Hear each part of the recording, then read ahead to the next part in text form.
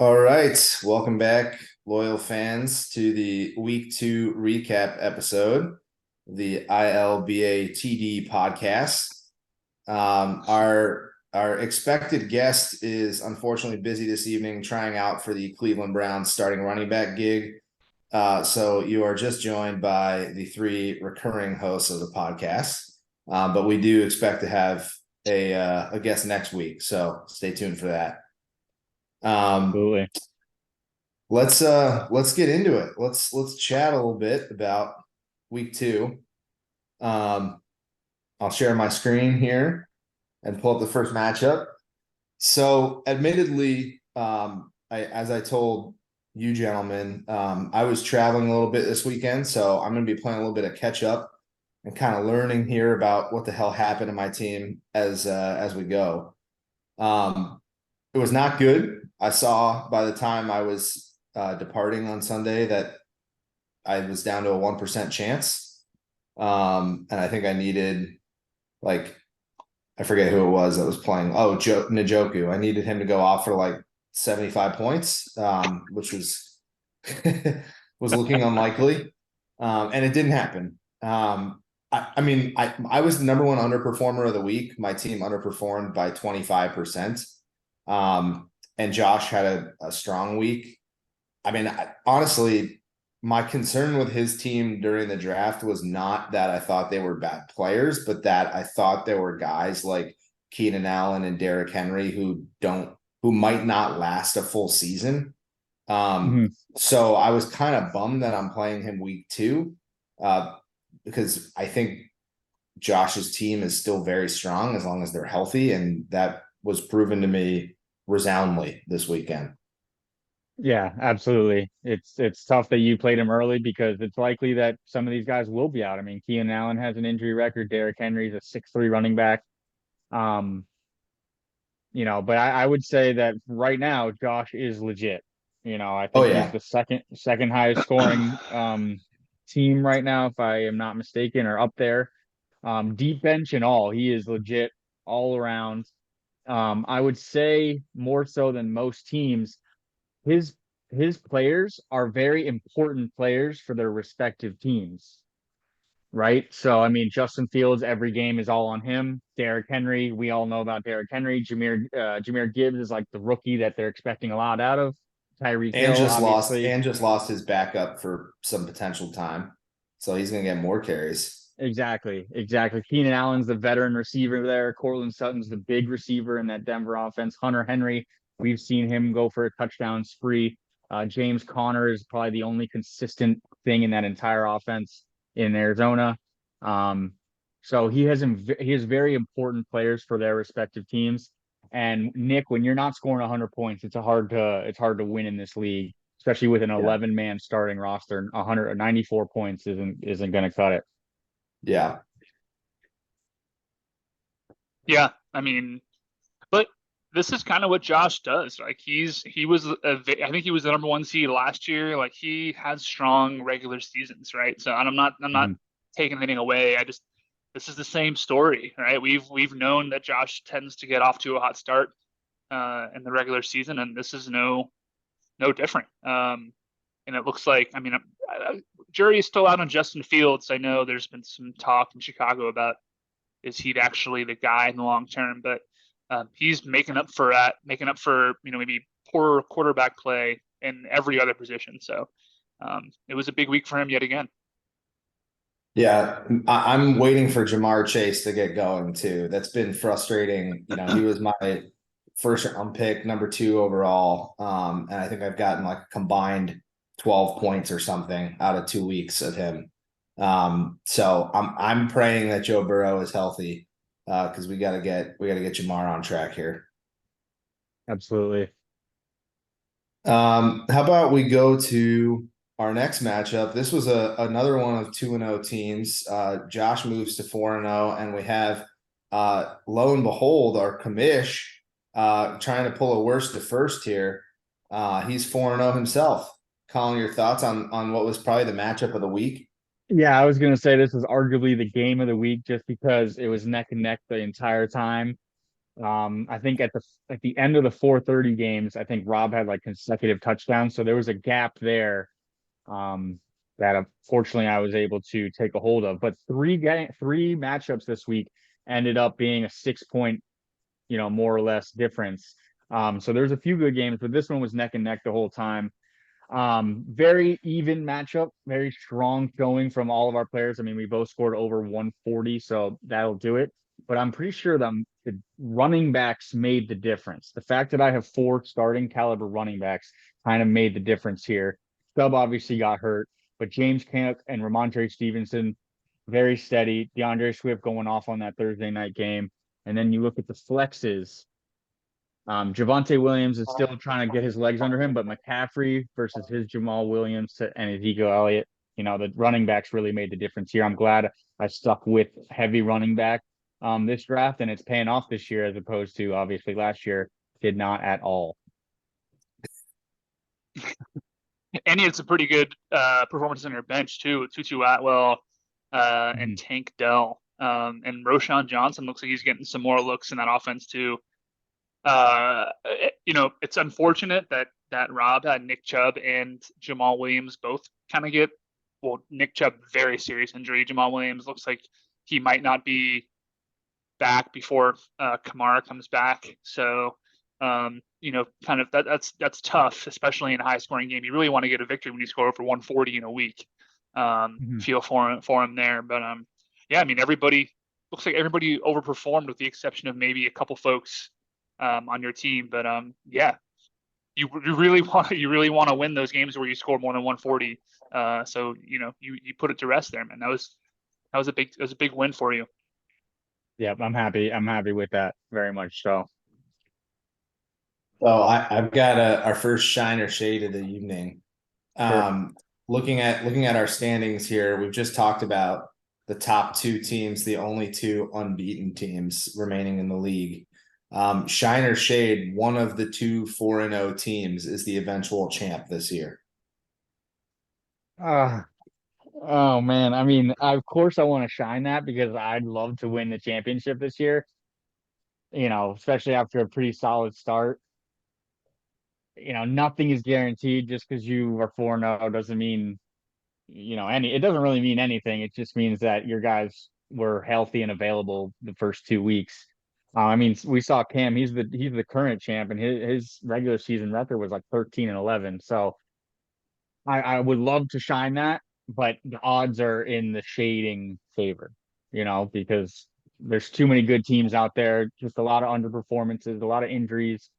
I'm happy with the strong start, and I'd love to shine that statement, but I'm going to stick with my shine. I'm not going to shade it. I'm not going to even throw any negativity in there. I'm going to shine that. Yeah. It's hard to say. I mean, it's what, a 12% chance of getting that right, or maybe a little bit more. But like, that's, I don't know. I want to shine it because I really want to see Colin win another one or Josh win his first. I think for rooting for these two guys, I want to shine it. It's just so hard to say. I mean, we're through 2 weeks. I mean, thinking about folks, I was the 8 seed last year. I was the 8 seed. I was the last team in, I think, and I had 13 wins. Right, so you're already over a third, basically a third of the way there through 2 weeks. So your odds are really, really good that you'll make the playoffs, especially if you start out 6-0. So I think you have the best odds right now. So I'll shine it. Statistically speaking, I'll shine that right now for multiple reasons. Love that. Yeah, I'll go the other way. I'll shade it just for the reasons that we've been talking about. I mean, it's so hard. Like this is a war of attrition over the course of the season, and you've got to get lucky a few times in a row in the playoffs in order to pull this off.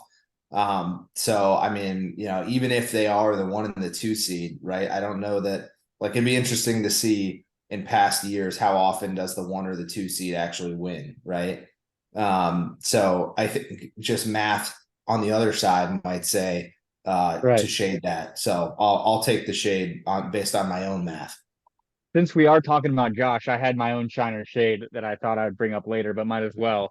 Go My ahead. Shiner shade is Josh had the best record last season. I'm not sure where the points ended up, but will Josh end up with the most points for after a strong season last year, after a good start right now? He's got the most points by I think nine points, which is not really a margin at this stage. But do you think he will finish with the most points for with that bench, with his strength up front? Um, right now it's not going to slow. I don't think it's going to be slowing down anytime soon. But as Nick was cautious about after the draft, is can those guys sustain their full 17 game schedule? I'll shine Yeah, that. yeah. Go I ahead. think he's gotten a few good picks. I mean, I think Jameer Gibbs is going to be really good, especially if he's getting like all the work in Detroit over the next few weeks. I mean, he picked up Ford, so he now has Cleveland starting running back in an offense where they're going to be run heavy and they're going to be able to block for him. Hunter Henry looks like he might be the number one target in New England. He could, I mean, if you told me Hunter Henry finishes as tight end 1 this season, I believe you. So, I mean, I think he's actually got an even stronger roster than I initially thought. So yeah, I'll take that. I think he's off to the lead right now. I believe you. I'll shine it. I'm going to shine that too. And for a similar reason why I might think that Josh or you might finish, but particularly Josh might finish as the best team. I'm looking at his roster and he has a lot of good players, and he has a lot of good players on teams who I don't know will necessarily contend for playoff spots, right? So as you get closer to week 15, week 16, especially playoff teams, right? As we get into our fantasy playoffs as well, like I don't really know if Cortland Sutton Tyreek Hill Miami will be a playoff contender, but he's really the only player who is probably a surefire lock for a playoff team in the real NFL. So, and I think that's a good sign for his players to keep performing, keep fighting. And a lot of these guys are going to be fringe playoff teams, right? Like Tennessee, Derrick Henry's probably going to keep playing to the end of the regular season, right? Like James Conner and Hunter Henry are kind of battling. We'll see what happens in Arizona, but I don't really see like a Jalen Hurts or a Joe Burrow, folks who probably will be resting toward the end of the season based on their records, right? So I think it's a good sign for to be a high scorer in this league. That's a fair point because I'm pretty sure of the 3 of your 5 championships or whatever the bullshit numbers are, Derrick Henry was on 3 of those championship teams. So like having Derrick Henry is definitely a lock for a championship appearance. But as far as points go, I think this roster speaks to the longevity of getting solid amount of points week on week. It's 280 points. He's averaging 140 through 2. That's solid. I don't know Yeah, if it's going to slow down anytime soon. that's right. Agreed. Yeah. All right, our third matchup, and it's the third one in a row with a host involved. Cam, your thoughts here on what was a lower scoring victory over the last place team in the league now? Yeah. So when this game first started, he had Jalen Hurts and he had somebody else, I think. He had the Philly defense on Thursday night, and I was down by like 30 points early, and I was scared because I was like, this is not going to go well for me. This is not going to go well. Like, I might start 0-4. I just lost in the median on Monday night. I'm still waiting for Trevor Lawrence, and Brees Hall had a good game week 1. I'm not really sure. He played a pretty stout defense against Dallas this past week. I'm kind of waiting for everybody to kind of hit their stride. I've sort of been kicking myself over through the first 2 weeks with the Pat Freiermuth pick, and I could have taken Evan Ingram looking at it back in the draft, and that might have been a better pick, especially with the stack. But I've gotten a couple of hits with folks that I've picked up on the waiver wire, right? Zach Moss, Kyron Williams. So it's just, I think my team is more in transition earlier than maybe I would have liked it to, but I've gotten lucky so far with some running back depth. In the same way that I've missed on Rashad Penny and unfortunately J.K. Dobbins. But this week actually was very friendly to me after Thursday night, and I'm lucky to especially with how low the median was and how low I scored. It ended up being I got lucky on this one. Yeah, it's a good sign when you're winning the low scoring games. That means you're getting it over the line just enough. It looks like Alex already, we weren't high on his team to begin with, but he's already got a little bit of an injury bug. Right, Garrett Wilson came up a little wobbled at the end of that game. Eckler out, could be several weeks. Deontay Johnson out several weeks. Deontay Foreman for the Chicago Bears, who hadn't done much, but I mean that's a starting caliber running back that's out. So he has a little bit of an injury bug, and he's already, not really scoring a lot of points. He could be in a tough position here quickly. Um, and then yeah, you kind of said it, Cam. My notes were for your team was like your team hasn't clicked yet. Your guys just haven't hit their stride. They haven't gelled with the offense yet. You're still trying to figure out on your own team who the best players are. It looks like Kyron Williams is going to be one of the best pickups all season. He looks like he can get it done, first, second, third down. But yeah, I mean, this matchup specifically, a little bit of an injury bug for Alex. But Cam, when you're winning these low scorers, that's a good sign for you, going forward. I kept changing how much I was gonna spend on Kyron in Fab. And I spent like the majority of the waiver wire at $9, and like right before going to bed, lowered it to 8 and woke up and saw that Cam was also at 8 and was so mad at myself for trying to save Wow. $1 Fab. Yeah, Yeah, that might be one that I rue all season for sure. long. And I'm gonna be comparing Kyron to Kendrick Bourne because the pickup that I did make was Kendrick Bourne. And he didn't really do a whole lot this weekend. So Yeah. I have a feeling I got the short end of that stick. But we'll see over the course of the season. Yeah. Um, Mhm.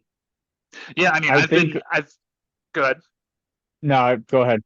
I was just gonna say I've been lucky with the folks that I've picked up already, right? That I've kind of quickly filled those holes that my roster's quickly developed. So as fast as I've taken on water, I've bailed a lot of it out so far with waiver wire additions.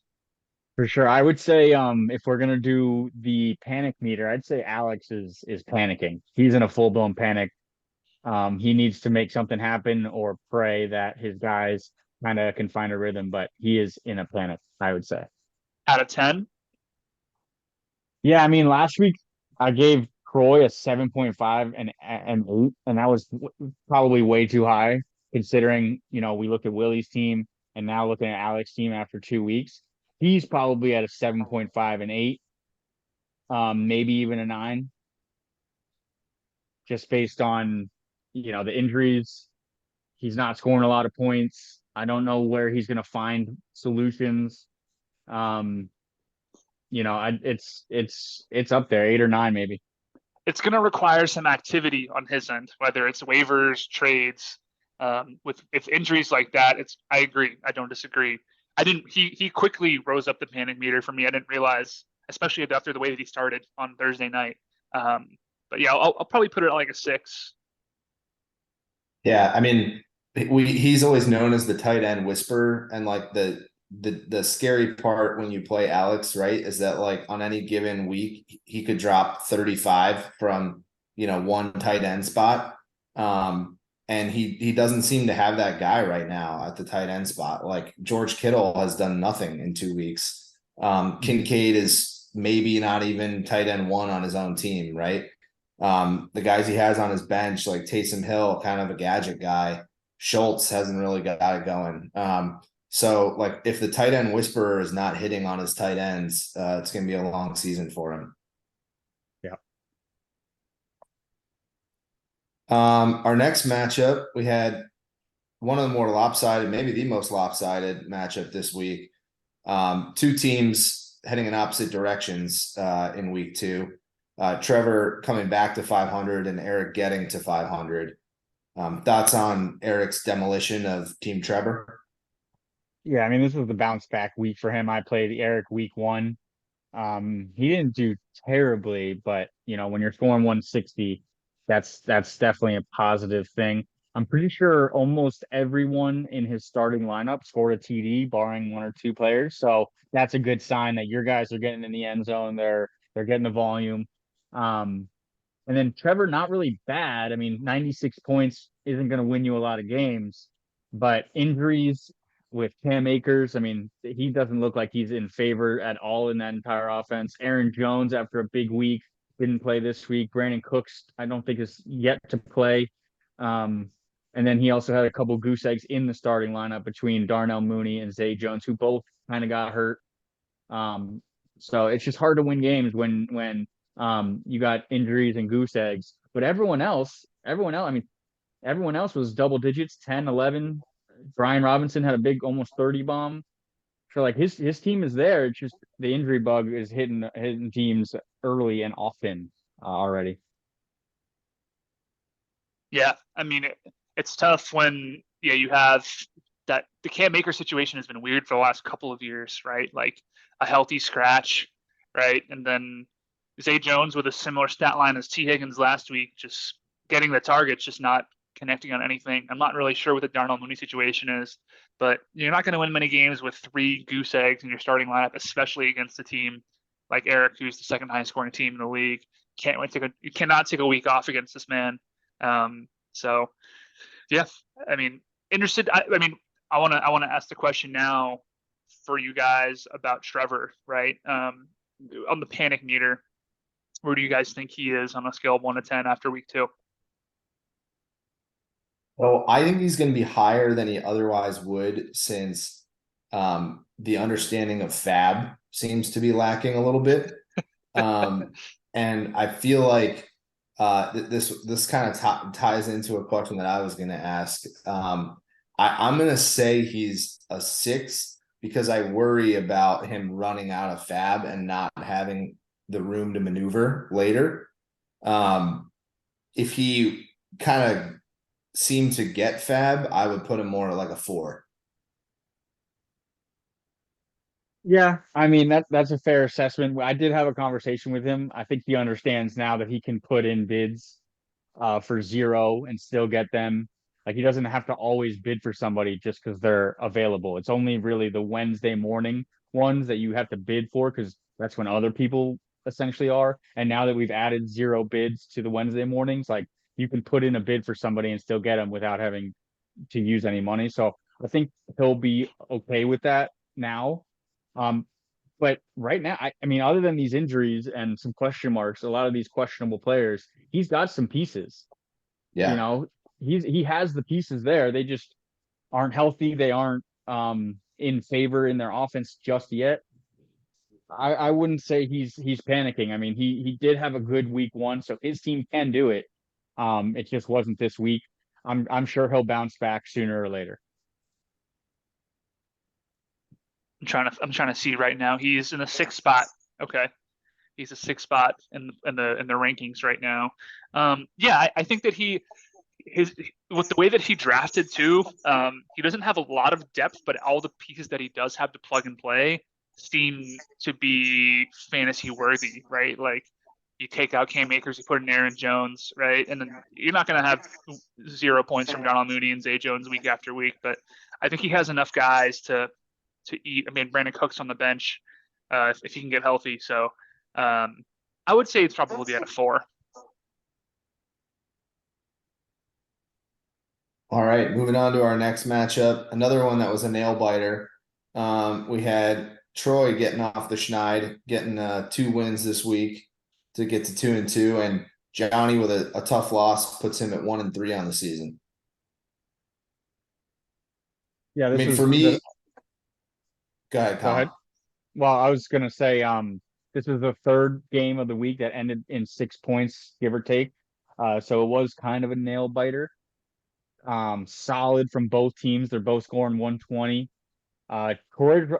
Troy's wide receivers are looking a bit scary, especially after I gave him such a high panic meter last week. This was a good bounce back, showing what you got kind of a game. He might be all right. I would dial back the panic meter quite a hefty margin now that I can see what his team is capable of doing.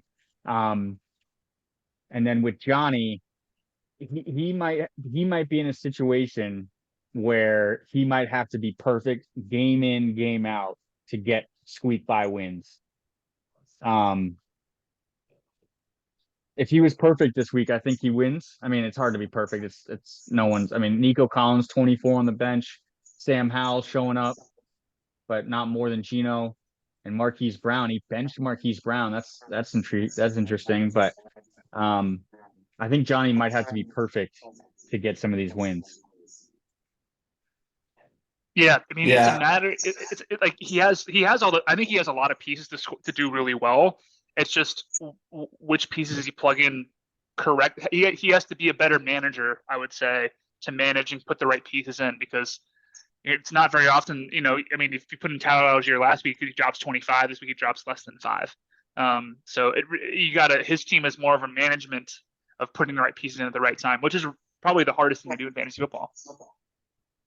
that's Right. why I feel like Johnny's roster is going to be a very scary one if he makes the playoffs because he to me is like he's got a roster where you are not going to feel confident if you're playing him that you can beat that roster, especially over a 2-week playoff matchup. Where like he's probably not going to lay 2 eggs in a row, right? It's probably going to be like at least one of those 2 weeks. This team's going to go off. So I feel like he might have one of the higher floors in the league. He does have a lot of good pieces, and also a number of them on the bench as well. I think you could say the same about Troy. His bench looks really strong. Christian Watson hasn't played yet, right? And he was still able to like win this week without a number 1 wide receiver being available. And I Cup think on the injured reserve. yeah, exactly. He got unlucky against me with injuries and just a couple guys who need an extra week to get going. But like Mike Evans looks really good. If the Bengals can freaking figure it out, I mean, I think like Joe Burrow is 1-7 in weeks 1 and 2 in his career. This is like their 3rd straight 0-2 start. So like this is just what the Bengals do early in the season. But once they start clicking, like he's gonna have way more points at the top of that lineup too. These are two teams that I think are going to be very competitive long into the season and are probably both better than their records right now. For sure. I have for Troy's receivers both scary in volume and explosiveness. All his receivers are going to get the volume and they can also go off at any point. I mean, Nakua is a rookie, but you can see his volume. These 20 guys are targets is insane, bro. unbelievable. So Insane. it's just unbelievable. It's a big turnaround from last week after we all said he was kind of panicking. Now thinking that he might have a strong, deep team. So And yeah, well I want to done see what happens to Puka when Cooper Cup comes back. Granted, for sure. I mean, even if both players get 10 targets, that's more than enough. But I'm just Yeah. curious to see how he bounces back. Yep. All right, our last matchup of the week, we had Jason against Willie. Willie, our second of the 0-4 teams remaining in the league, still looking for a win. Hopefully won't find it this week since I'm playing him. Thoughts on the matchup between Jason and Willie? This one, I in the group text, I actually Rob had texted me on Monday night about being scared about the median, and I wasn't even thinking about Jason's team. I thought that I was banking on Willie not scoring any more than he had. And Jason actually pulled this one out on Monday night, and with thanks to a big game by George Pickens, um, that's what got him the dub. So I don't know. And all of a sudden, Jason is in the top 4 in our league right now. I don't think anybody would have picked that after 2 weeks. He's getting from all over the field, right? George Pickens looking like the number 1 guy in Pittsburgh right now. And he also has some depth on the bench too. Like, not a lot of people would have picked Jason to be 3-1 after 2 weeks, and he has Kamara and whatever is Jonathan Taylor's story coming back in 2 weeks as well. So all of a sudden, Jason might look a little scary come 2 or 3 weeks if he can keep his head above water. Something to keep an eye on. Willie, I don't know. What do you guys think? We can go to the panic meter after y'all's insight. Yeah, I mean, I said it about Johnny, but really Willie is the team that needs to be perfect to win these games. He needs to squeak some of these out to stay above water. Kind of a low scoring game, solid all around. But he's got to squeak these out. If he plays that other defense, he wins this easily. 6-point game. And you said it came down to Monday night. I think Jason is sneaky scary, especially with Kamara and Taylor not even playing it, and he's doing well. But Willie is going to have to be the best manager in the league just for him to stay afloat. Yeah, I think I agree with everything you guys have said. I think Jason is going to be really tough to beat. I thought he probably would get off to a weak start, given he had drafted a few guys that he knew he was going to be without for a couple weeks and had taken them relatively early in the draft when some of us were still picking starters. And he's 3-1, right? So that team's like only going to get scarier. On the flip side, like Willie had like 90 points on his bench, but none of them from running backs, and he has to start 2 running backs a week.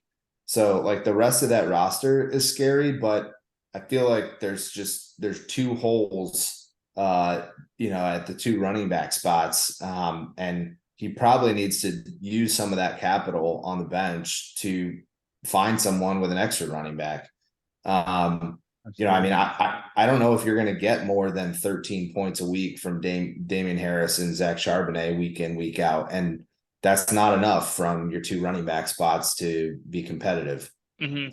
So that's the glaring weakness. I think he's got the ability to fix it, but the longer it goes, with him not doing anything about it, the longer shot he becomes to become a factor this season.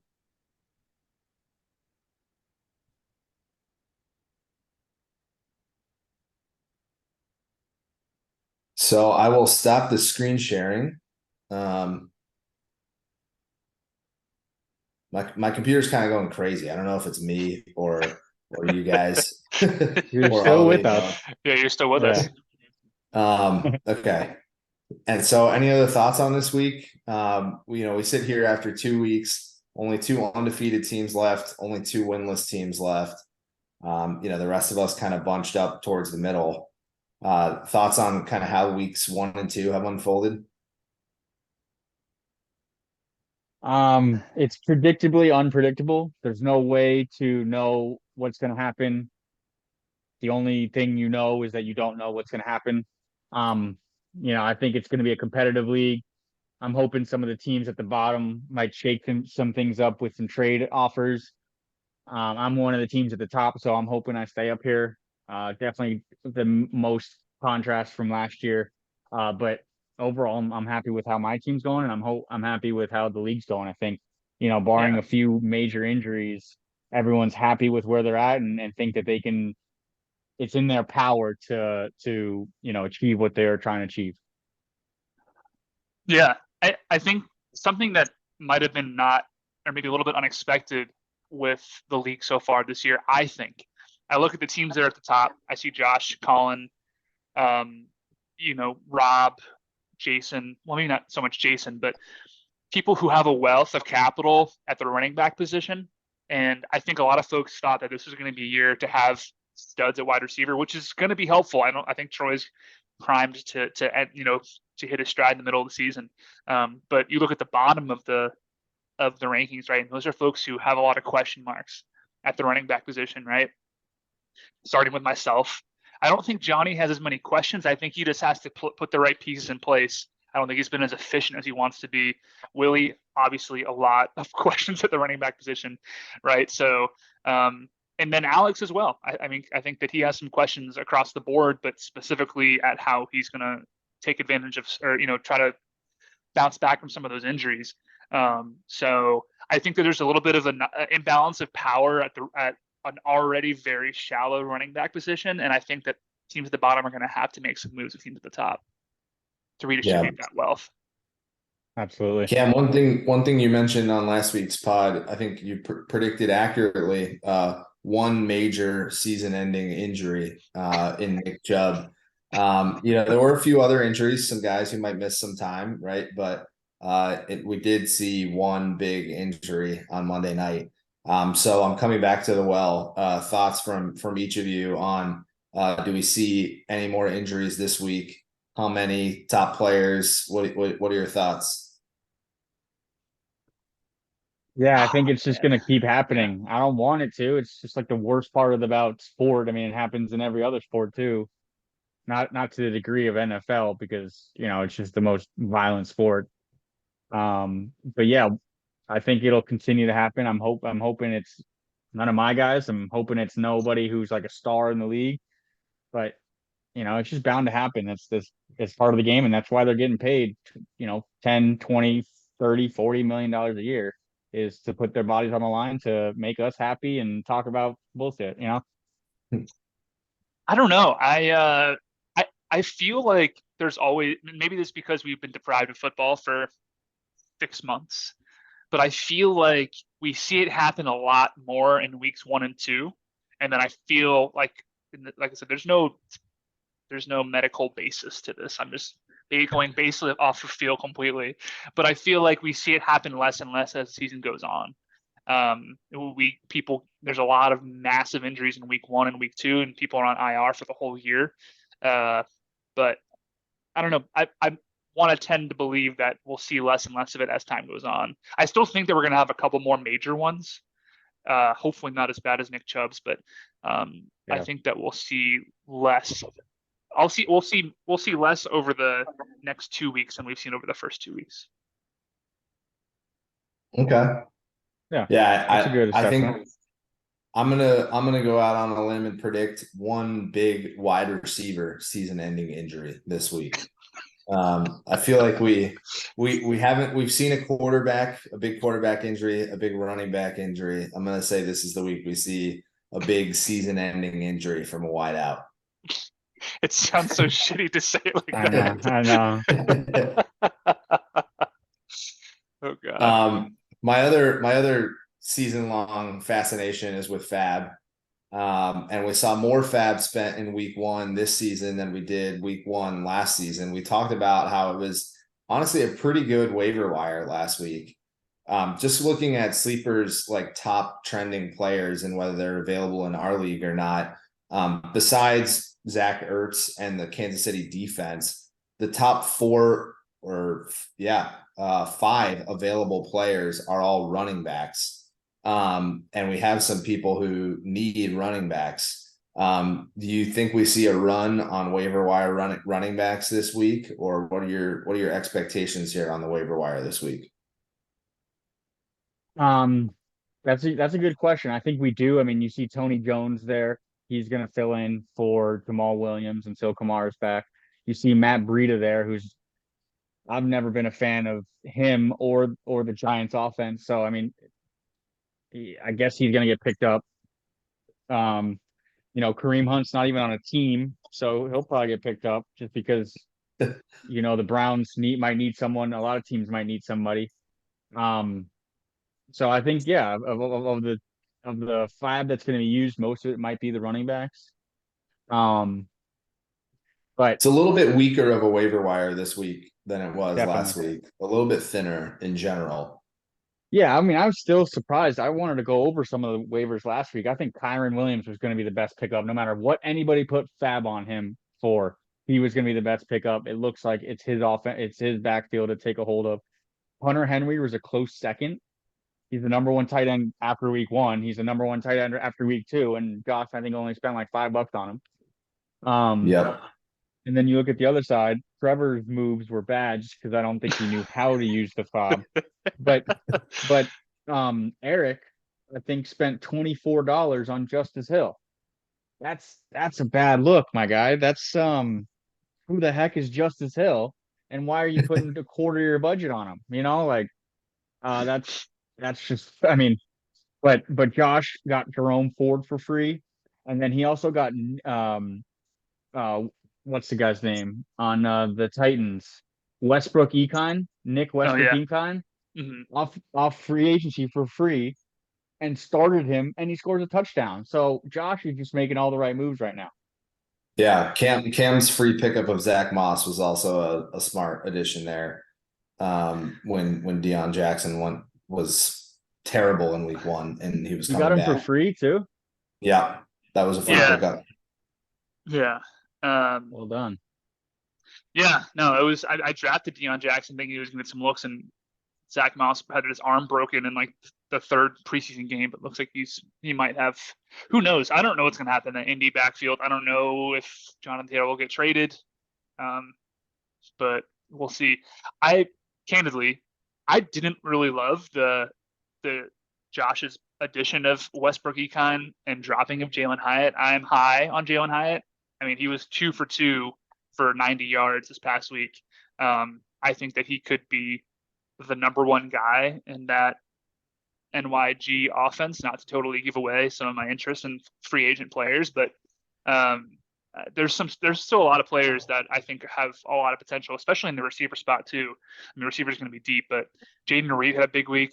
Calvin Austin might, be the number 2 guy in Pittsburgh when Deontay Johnson, while he's hurt. So DJ Chark had a pretty big week too. So we'll see.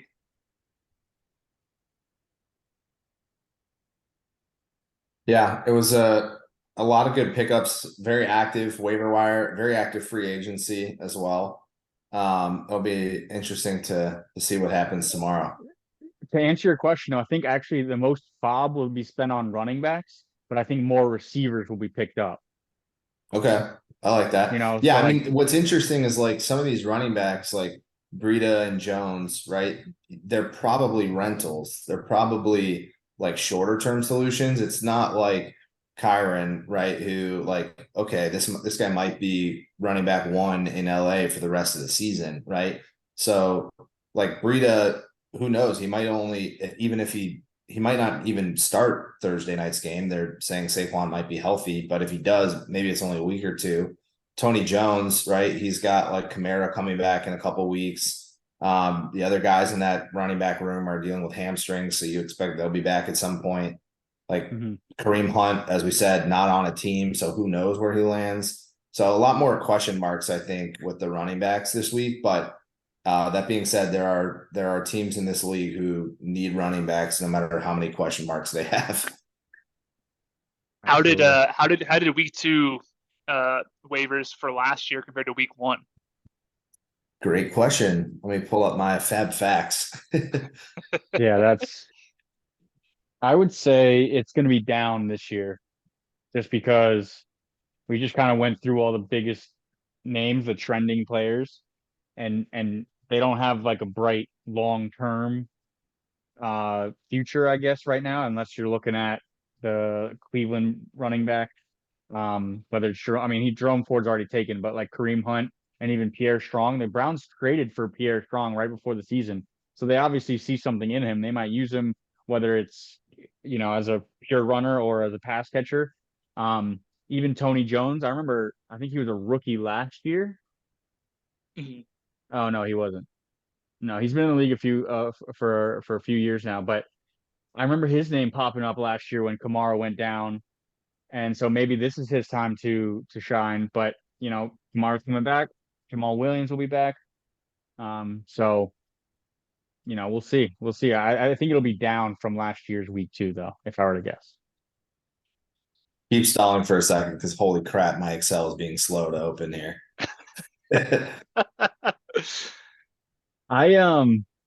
Yeah, I mean, with those teams that need running backs, I definitely sent Willie a few, some talks or some feelers to see what he was like. He wanted to hold out. He said he was waiting to see what was going on, and I was like, look, you don't want to wait. I know from experience going 0-8 that you don't wait till 0-8 to make a move. You wait until you're 0-2 to make a move, and 0-4, whatever.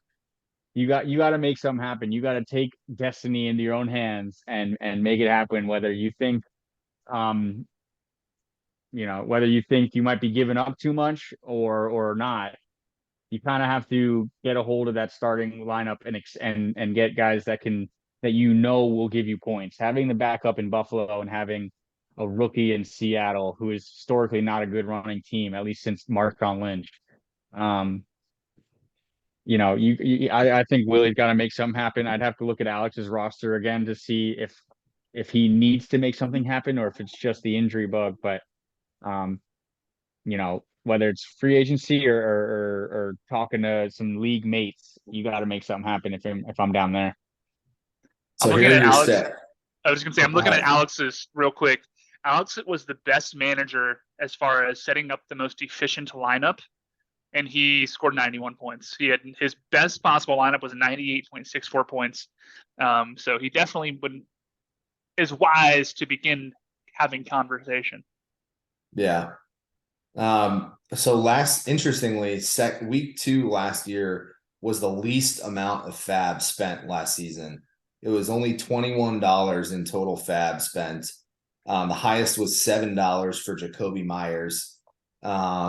There were there were 4 acquisitions of more than $7 in week 1 last year, and then $7 was the most. Wow. Well, one thing I noticed, currently only half the league even used FOB this week. If you go to the standings and the more info and you go to their waiver, 6 teams still have $100 in their waiver. So I would say that's lower than last year. I think, are we going to see less FOB and less transactions used this season overall? Shine or shade or over under? Than last year? Right. Yeah. I'll guess we gotta shade do- that. I think Okay. I thought there were some teams last year that held their fab pretty late. There were a few teams that had like 100 kind of halfway through the year, or later. So I think actually 6 teams using fab in week 1 is probably a good sign that people are realizing they need to spend it a little earlier than they did last year. Probably at lower dollar quantities per transaction, but maybe making a transaction in more weeks than they did last year. Mm-hmm. Okay. Yeah, I'm pretty sure Willie had like $100 fab until like basically the playoffs started.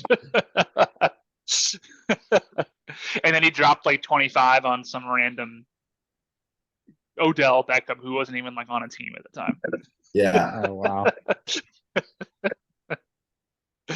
We might have to, I know, Nick, you've done your fair share of research. We might have to stay on top of that with a closer eye just to for record's sake of our own being able to track it and see what the deal is there with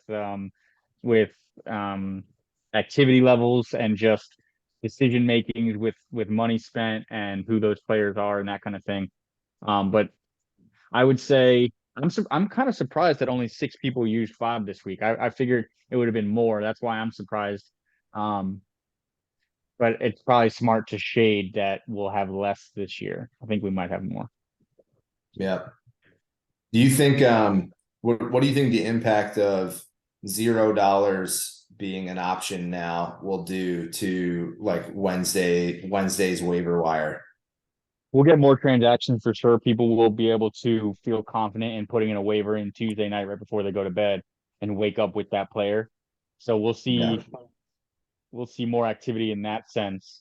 And it doesn't really change much, except for the fact that, people in the later time zones don't have to feel like they have to get up or feel rushed into that second wave of open free agents. So I think it'll help with the Wednesday deadline, making things happen more on Wednesday morning. I think it'll be marginal, if any change. I think if it were to make a difference, it's going to happen earlier in the season. But I mean, I don't know if we're going to have a lot of transactions this week. I think there's going to be specific weeks where it'll happen, but I don't really totally know if everybody understands the change, right? So I don't know. It only will really make a difference on Wednesday nights because then free agency opens on Wednesday after the waiver wire hits. So I think it'll be marginal, maybe, an additional transaction every 2 weeks, I would say. Well, let me say this. I don't know when everyone does their waivers, but like right now, I would say I have more waivers in because of that 0. Whereas in weeks past, I wait until the next day to put my frees in, my free pickups in. So like just me alone, I would assume both of you, I don't know how much you've looked at it today and yesterday, but throughout the league, I would say more people have their waivers in now because of the 0. But I don't know. Maybe I'm just assuming. Maybe because that's me. I'm projecting what I do on other people. But who knows? I think it'll make more of an impact on positions where you're trying to stream. Like, I Mhm. don't think it'll impact like, oh, that starter got hurt. I'm gonna spend for his backup. But if you are like, I'm just gonna play a defense who's playing a shitty offense, like I think it's valuable because you can be like, okay, here are three defenses I like. I'm gonna put in waivers of 0 for them and see if I can get one. Right. So Mhm. I think you'll see more transactions in like the kicker and defense spot and maybe like tight end for people who stream tight ends. But I don't think you'll see a whole bunch of like $0 quarterback pickups during the season. Right. Agreed. Yeah, it's a good way to see it.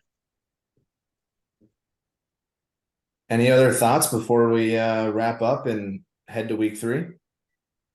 Um, Nothing with waivers. I did have a Shiner trade, um, which I guess goes into the week 3 preview. But right now the top four in points four, um, are Josh, Eric, me, and Rob, respectively. And then there's a gap. There's a 25-point gap to the rest of the league. Do you think that those top four, Josh, Eric, me, and Rob, will stay the top four after the next 2 weeks? Maybe Hmm. in points, not necessarily maybe record or ranking, but at least in points. Because that 25-point gap, is one of the larger gaps throughout the league, the spread of the league. So do those four stay the top four in points after 2 more weeks? Shine or shade? I think week 4, is that the first week that we have buys, or is it week 5? I think it's week 5. Okay. If that's the I think it's week case, 5. then I think that it's relatively likely. Um, Week I 5 mean, confirmed. week 5 is the first week. Yeah, I think it's relatively likely, barring any major devastating wide receiver injuries this coming week. Um, Gonna happen. It's gonna happen. I could see that. I mean, think about last year. Josh finished first. I think Eric finished second, I want to say. Rob finished, I want to say, sixth. So, uh, I mean, if history has anything to say about it, like, I think that you have your guys who are going to be high scorers in the regular season. They draft well. So I don't know. I think I'll shine that. I think I'll shine that too. I feel like you four have all avoided major injuries. And I think that's gonna, like, you can keep playing the guys you want to play. It's not like, Aaron Rodgers put up 25 and 25 and now he's hurt. Right. So I mean, I think until you show me otherwise, I think you four are gonna continue to put up points. Oh, we got some live Rob has made a roster. transaction. Rob, Thoughts on Rob dropping Daniel Carlson mid pod? bro, I Daniel don't. Carson's the #1 kicker back-to-back seasons, and he's dropping him mid-pod. What are we doing here? Oh, he's number 28 right now, so that's fair. That's fair. Yeah, the Raiders Okay. offense looks a little stinky at the Yeah. moment. So,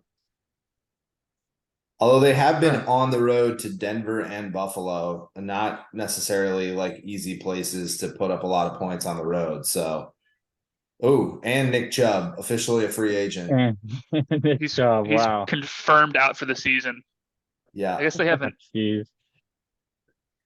What does it say dislocated about it. Daniel? What does it say about Daniel Carlson though that he dropped Daniel Carlson first? You know, Yeah, he really is disappointed in 9 total points through 2 weeks. Can't have any more of that. he'd rather keep a guy out for the season around on his roster for another 30 seconds. Carlson had to go first. Nick Chubb is lacking a kneecap and every ligament in his knee, but he should be on the team for a little bit longer than Daniel Yeah, Carlson. probably a better kicker than Daniel Carlson in Rob's eyes. I love that. Um, Dang. should we talk quickly week 3? Yeah, I Yeah. got thoughts on the preview. Yeah, go for it. So I'll just start with Cam and my matchup just because it's first on my app, obviously. Oh, Shiite. Yeah, you and me, Cam. This could be a close one. Who knows? It might not be. I'm hoping it might go in my favor here. But I just want to stay consistent. I like what I've been doing the past 2 weeks, 120 and 140 in my weeks.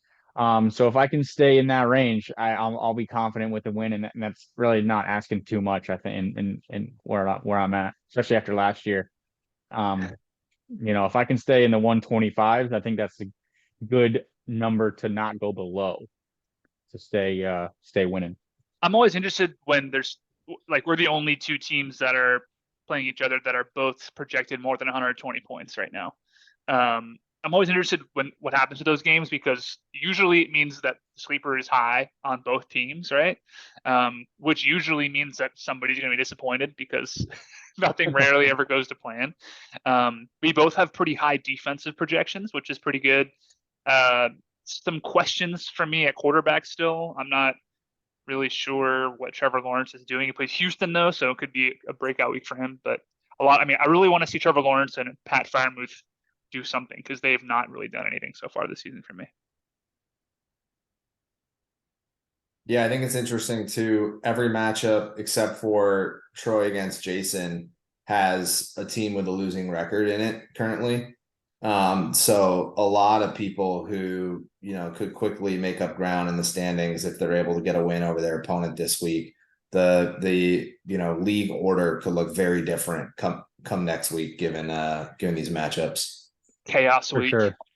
Yeah, I think Rob and Eric could be I mean, those are two of the four highest scoring teams through 2 weeks. That could be a big score game. I'd like to watch that game, just to see if it goes over like 150 on each side. Alex versus Trevor. I'm thinking Alex better hope Trevor has a bad game like he did that last week and not week one. Alex needs those low scoring ones to keep in it. Jason versus Troy. Troy can't have a week one repeat. He just can't put up like 70 or 80 or whatever he did. Willie and Nico could be the game of the week. You guys swap scores week 1 and 2. So Nico, you came out strong and then you dropped the ball, and then Willie dropped the ball week 1 and came back strong. So I think that'll be a competitive match. And then Johnny's gonna have to pray. He's playing Josh. Johnny has got to have the fantasy gods on his side this week for him to have any hope, I think. Who out of the way that it shows up is Willie and Nick at the bottom of my thing, and then Josh and Johnny. I mean, we've talked about these Johnny and Willie in the past couple pods, but who needs that win more, you think? I mean, Willie's 0-4, Johnny's 1-3. Both have been in the panic meter, right? So who do you think really, really needs this win more in week 3? I think it's Willie. Yeah. I still believe in Johnny's team more head to bottom.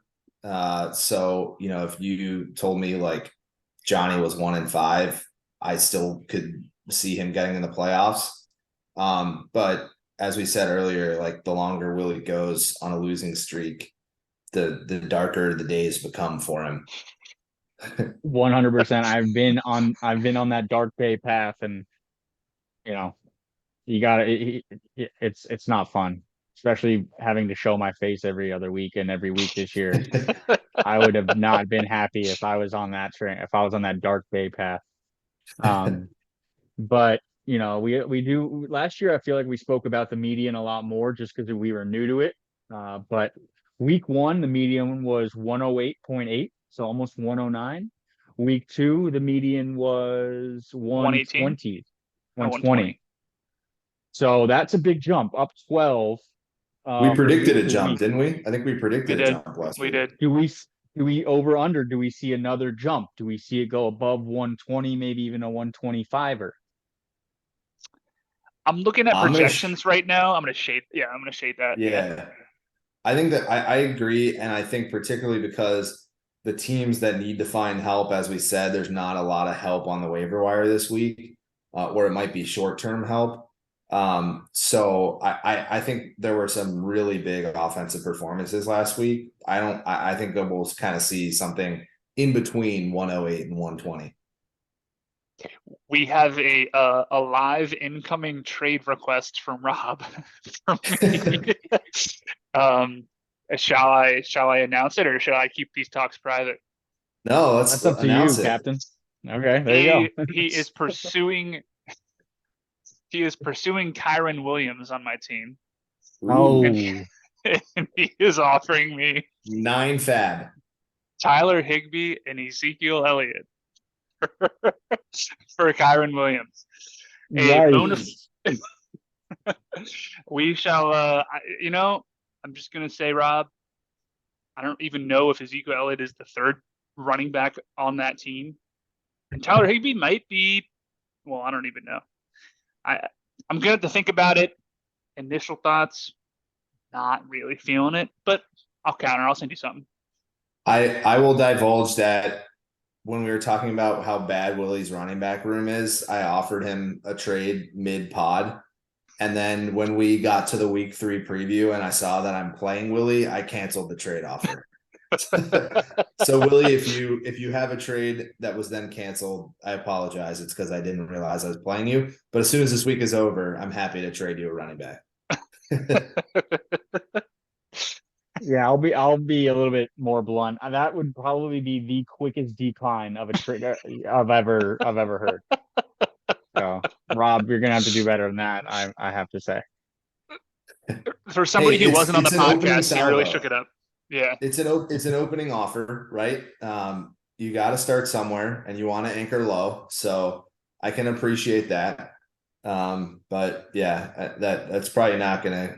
If I were on the other side, I would probably not accept it. Yeah. Any other thoughts? I know we're a little over the hour mark here. I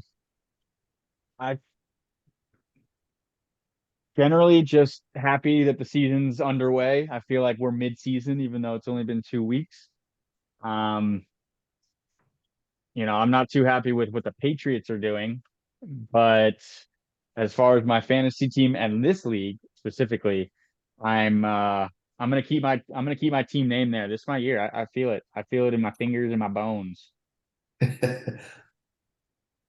Yeah, let's get after it. Have a good week 3 and good luck. Sounds good, boys. All right, sounds good. Take it easy.